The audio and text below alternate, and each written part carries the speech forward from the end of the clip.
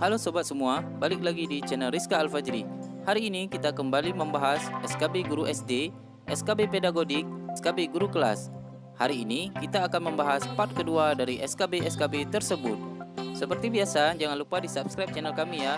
Dan jangan lupa juga di like dan di komen serta di share video-video kami agar bermanfaat bagi teman-teman yang lain yang sedang berjuang untuk menjadi PNS di tahun ini. Hari ini saya akan membahas 16 soal untuk SKB Guru. Seperti biasa, saya akan membacakan soalnya terlebih dahulu, selanjutnya baru akan kita jawab secara bersama-sama. Baiklah, langsung saja kita masuk ke soal yang pertama. Soal nomor 1. Dalam kompetensi pedagodik, guru menguasai teori belajar dan prinsip pembelajaran yang mendidik. Dalam prinsip pembelajaran yang mendidik, guru harus A. Melaksanakan proses pembelajaran sesuai jadwal. B. Menerapkan berbagai pendekatan strategi, metode, dan teknik pembelajaran yang mendidik secara kreatif dalam mata pelajaran yang diampu. C. Menggunakan strategi pembelajaran. D. Menggunakan teknik pembelajaran. Jawaban yang benar adalah B.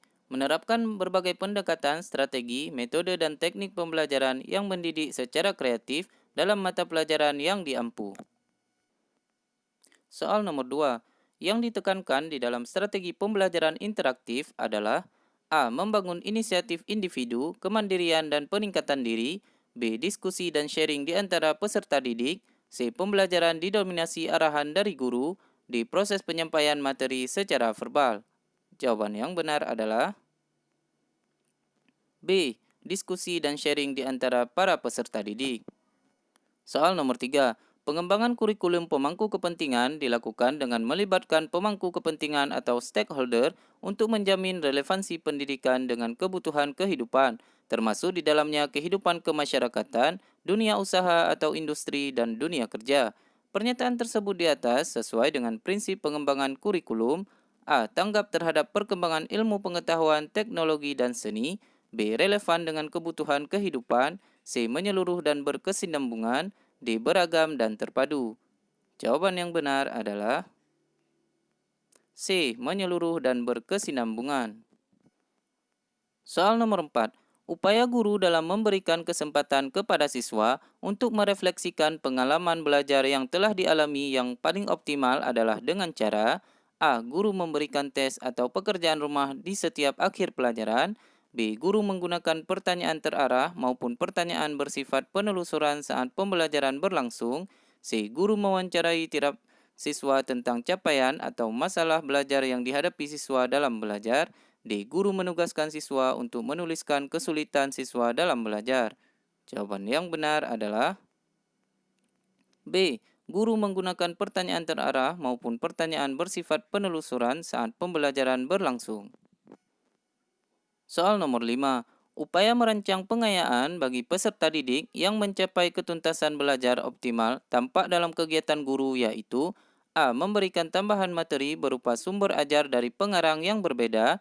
B. Memberikan tes tambahan dengan tingkat kesukaran yang lebih tinggi. C. Memberikan tambahan sumber bacaan tambahan yang lebih mendalam dan tingkat variasi yang tinggi berikut instrumen tesnya yang sesuai. D. Memberikan tambahan materi berupa sumber ajar dari penerbit yang berbeda. Jawaban yang benar adalah C. Memberikan tambahan sumber bacaan tambahan yang lebih mendalam dan tingkat variasi yang tinggi berikut instrumen tesnya yang sesuai. Soal nomor 6. Bentuk penilaian yang menghendaki peserta didik menampilkan sikap menggunakan pengetahuan yang diperoleh dalam pembelajaran dalam meningkatkan tugas disebut penilaian. A. Pretest. B. Posttest. C. Autentik. Atau D. Non-autentik.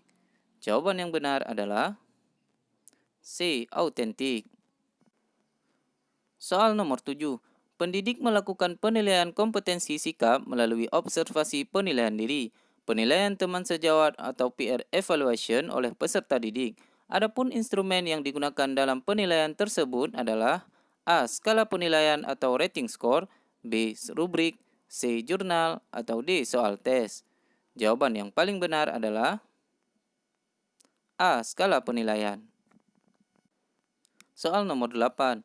Teknologi informasi dan komunikasi dalam pembelajaran memiliki 3 fungsi utama yang digunakan dalam kegiatan pembelajaran, kecuali A. Teknologi sebagai alat bantu bagi siswa dalam pembelajaran, B. Teknologi sebagai ilmu pengetahuan atau sains, C. Teknologi sebagai bahan dan alat bantu pembelajaran atau literasi, D. Teknologi sebagai alat pengembang produk.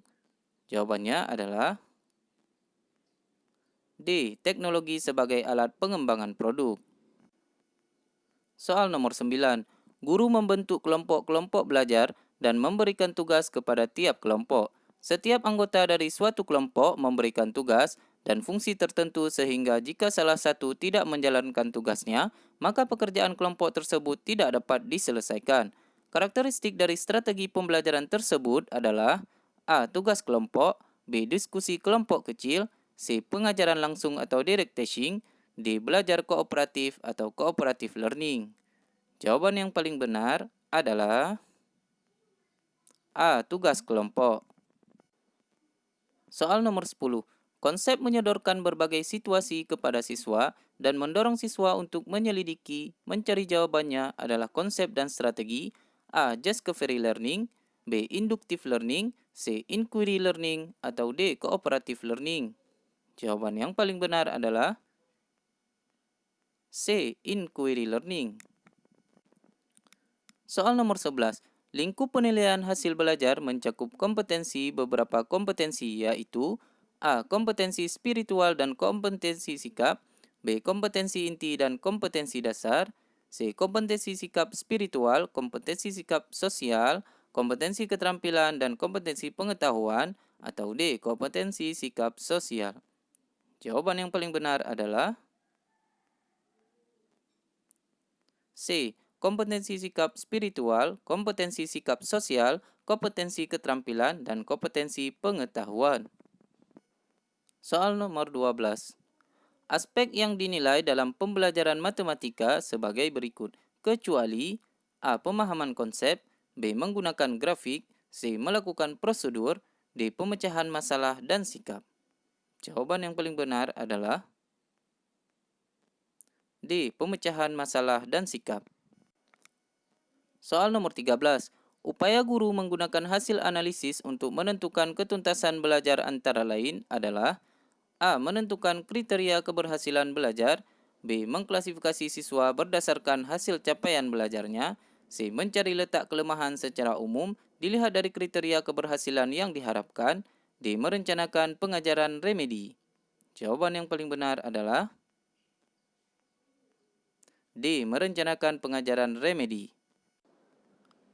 Soal nomor 14.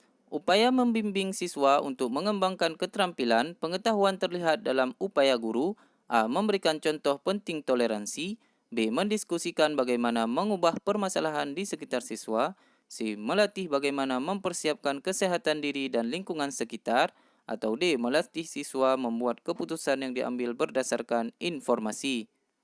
Jawaban paling benar adalah B. Mendiskusikan bagaimana mengubah permasalahan di sekitar siswa. Soal nomor 15. Beberapa siswa memiliki kecenderungan belajar berupa mengerjakan soal atau tugas dengan cepat tetapi hasilnya banyak kesalahan. Gaya belajar para siswa tersebut adalah A. Impulsif, B. Reflektif, C. Gaya berpikir terikat, D. Gaya berpikir bebas. Jawaban yang paling benar adalah A. Impulsif. Soal terakhir, serangkaian kegiatan yang sistematik untuk dapat menentukan manfaat atau kegunaan suatu objek atau program adalah A. Pengukuran, B. Evaluasi, C. Penilaian, D. Penilaian. Ini D-nya salah ya. Jawaban yang paling benar adalah B. Evaluasi. Demikian pembahasan soal SKB kita hari ini, yaitu SKB Guru, SKB Pedagodik, dan SKB Guru Kelas. Semoga bermanfaat bagi teman-teman yang telah menyaksikan video ini. Dan jangan lupa terus dukung channel kita dengan cara di-subscribe dan di-like, serta di-komen dan di-share video ini untuk rekan-rekan yang sedang berjuang untuk menjadi CPNS di tahun ini. Semoga teman-teman yang telah menonton video ini dapat lulus menjadi PNS di tahun ini. Bagi teman-teman yang ada request, kritik atau saran, silahkan tinggalkan di kolom komentar. InsyaAllah jika ada waktu kita akan membuat video-video lainnya. Assalamualaikum warahmatullahi wabarakatuh.